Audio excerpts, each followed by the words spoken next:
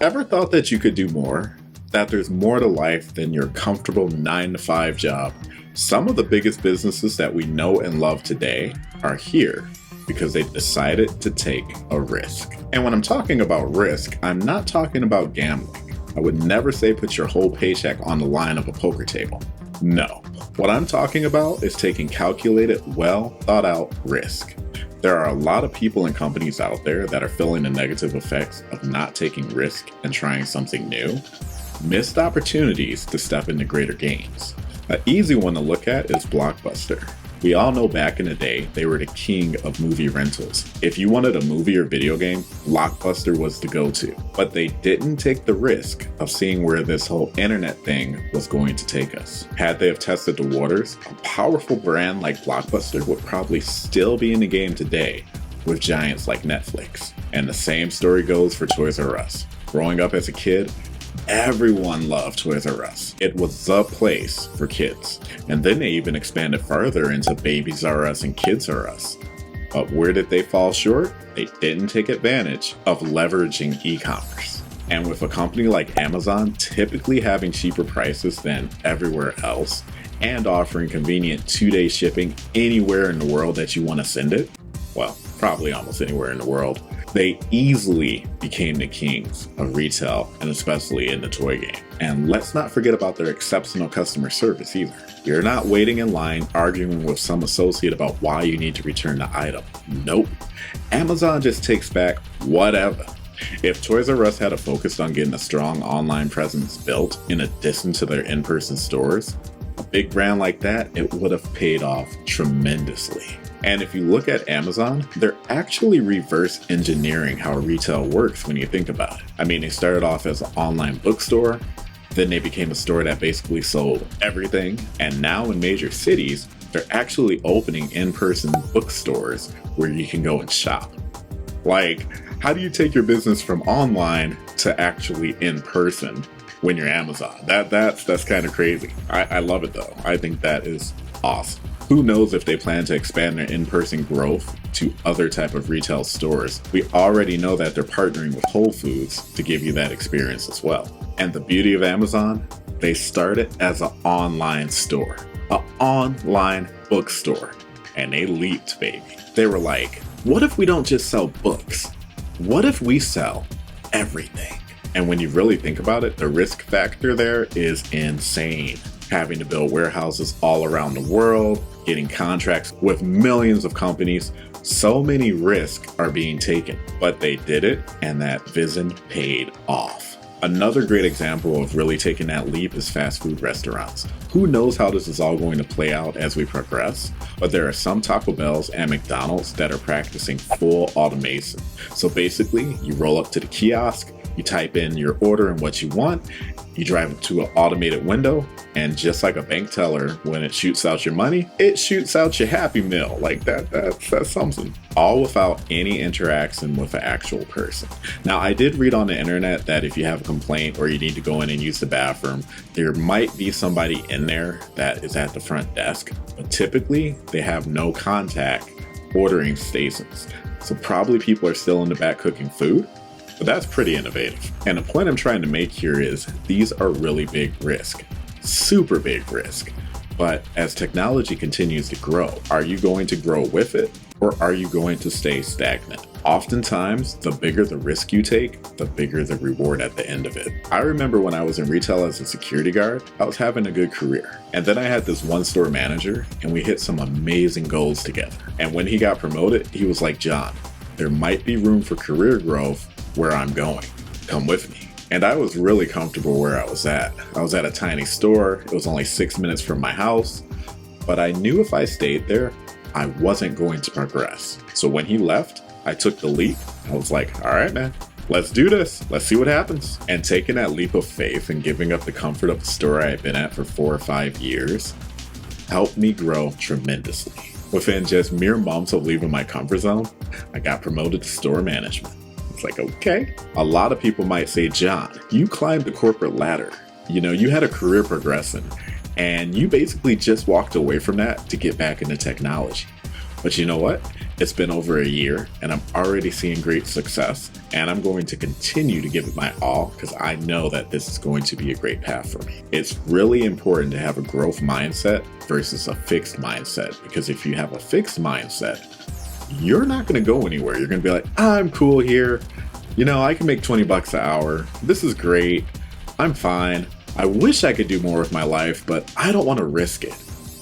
I'm telling you, if you really put in the effort and the work and you learn and you develop, the risk could definitely pay off in your favor. And with all that being said, you want to consider a pros and cons list as well. Some of the ones that I consider whenever I'm taking a risk are, if you're on a solo venture, will you be able to make the same salary that you're currently making, or will you have to take a step back? Also, do you have a savings in place as you prepare for this big move? Then I like to look at market risk. So you're in one market, say retail, and you're like, you know what? I have a big passion for video editing. I'm going to go and move in that direction. Well, have you really developed and invested in yourself in learning this industry that you're trying to leap into? Have you done the research on how different the jobs will be from what you previously did? Pretty important factors to take into consideration. You know, I went from leading a store of 75 associates, seeing them all the time, every day, 5 days a week, to working remote right here at this desk by myself. And this is precisely that big type of change you really want to consider when switching markets. And then there's operational risk. Say your company is known for that personal white glove service that only a human can provide. And then all of a sudden, you flip the cards. You decide to incorporate AI and everything is automated. Are you really prepared to execute this transition? And how do you get your customers buy-in? I know of a company that is actually great from a customer perspective. However, when it comes to staying current with today's advancements, they have not taken the lead. For instance, there was zero innovation for scanning items for inventory digitally. Everything was still hand counted. And I was like, that is crazy. You know, they're very used to doing things a certain way. And they're like, if it's not broke, don't fix it. And that's more of that risk versus reward thought process. Do we advance and stay current with the times? Or do we continue to do what's always worked? Do we keep it old school? How will our store acclimate to the change? Really big things for a company to consider.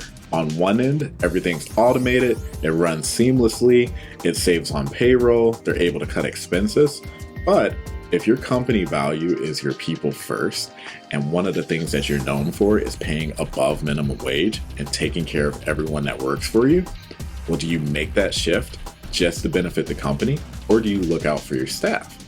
You know, it's an important thing to consider. So in some ways, I actually see why the company is hesitant to make those type of progressions. Part of what I recommend is testing the waters. You gotta learn how to swim before you compete in the race. I would of course start off with making a plan. I would do my research. I would find out how well my competitors or other people who have made the switch are doing with these changes. And I would really look at if it's been positive or negative. And after I've knocked out my research, I would go into testing. If you're a company, do it gradually. The big companies that I've worked for, they do what's called a pilot program, where they roll it out to a few stores at a time. They see how well it works, and then they decide if they're going to continue with it or they're going to scrap the process altogether. One example is self-service features. So your store is known for great customer service, people have their favorite cashiers or fitting room attendants, and then all of a sudden you're like, you know what? We're not going to have that process anymore. We're going to introduce self-checkouts and self-fitting rooms. Well, if you do that, you really got to measure. Is this going to have a positive impact on my business? How are my clients going to respond? And if it's not, will it have a positive impact in the future? And another big part of taking risk, and I really believe this applies to every aspect of life, is your mindset. You got to ABL. Always be learning. Adapting a new process or career might not mean overnight success, but if you really stick with it and you give it your all and you're just constantly learning, focusing on little improvements day by day is definitely going to help. I mean, think about it. You took the risk. You're here now. So are you just going to give up on the dream and go back to what's comfortable because you had more success there and it's easy? Or are you really going to pour yourself into it, give it your all until you see some success? Does failing mean you quit, or do you see it as a learning experience? I mean, think about musicians. A lot of them don't make it, but that doesn't mean that they can't have success in the field. Maybe you're not the greatest singer. Maybe you're picking up the talent of engineering. Or you find that you're great at playing instruments. Or you're able to mentor someone else because, as they say, those that can't teach. I mean, Phil Jackson wasn't the greatest basketball player in the world, but when that man got on the court and he had the playbook and he was able to deploy it out to Michael Jordan, Kobe Bryant, and Shaquille O'Neal, and Scottie Pippen, amazing things happened. 11 rings later, and he's the greatest basketball coach of all time, in my opinion. Risk often do lead to new skills and personal growth. When I was a part-time computer guy, I dived into every aspect of it. When I was a part-time security guard, I dived into every aspect of it. And when I got promoted to store management, I dived into every aspect of it and gave it my all, 110%. And those are all three very different skill sets, but I grew my mind for each and every one of them. And in the beginning, of course, there's a bit of a learning curve. You got to figure it out. You got to really push through to succeed. But once you do, you start seeing phenomenal results. Not just learning, but being adaptable to change is critical. I honestly believe the biggest risk we take in life is not taking any risk at all. So what's some big risk that you've taken in your life or your career? I want to know. Let me know in the comments below. So if you're starting your own business and you're curious about where to begin when it comes to technology, check out this one. And if you found value in today's video, like and subscribe like all your friends are doing, and I'll see you on the next one.